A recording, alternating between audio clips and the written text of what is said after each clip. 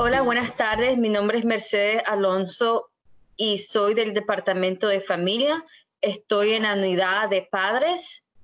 Buenas tardes, soy Ricardo Alemán, yo también del Departamento de Familia.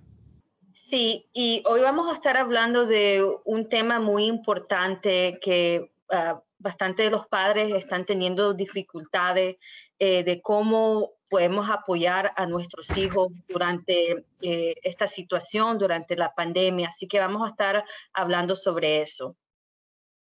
Mercedes, hablando de emociones, ¿qué tipo de emociones podemos esperar actualmente de nuestros hijos? Sí, Ricardo, gracias por esa pregunta. Podemos ver emociones como el miedo, como tristeza, como pena, como ira, sorpresa, aún inseguridad y también la pérdida. Una emoción muy difícil que los padres tienen dificultad de entender es la pérdida, pero bastante de nuestros hijos han perdido muchas cosas porque no están visitando con sus amistades por el tema de la distancia social. Entonces, son esos tipos de emociones que podemos esperar. Entonces, Mercedes, ¿cómo podemos apoyar a nuestros hijos durante emociones y cambios difíciles?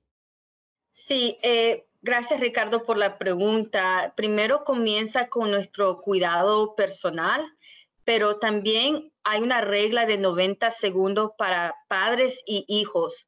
Cuando una persona tiene una reacción a algo en el ambiente, digamos un miedo o una ansiedad, ocurre un proceso de 90 segundos en el cuerpo. Después de eso, cualquier respuesta emocional restante es solo la persona que elige permanecer en ese circuito emocional. Entonces, ¿cómo podemos apoyar a los hijos durante esos 90 segundos?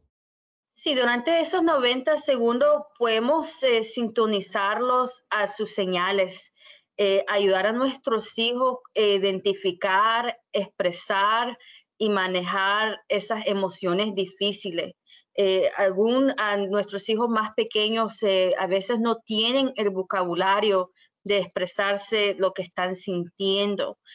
Otra manera es durante esos 90 segundos podemos ayudar a nuestros hijos ahorrar sus emociones, porque eso solo es como ellos están respondiendo a la situación, tratar de no cambiar lo que están sintiendo.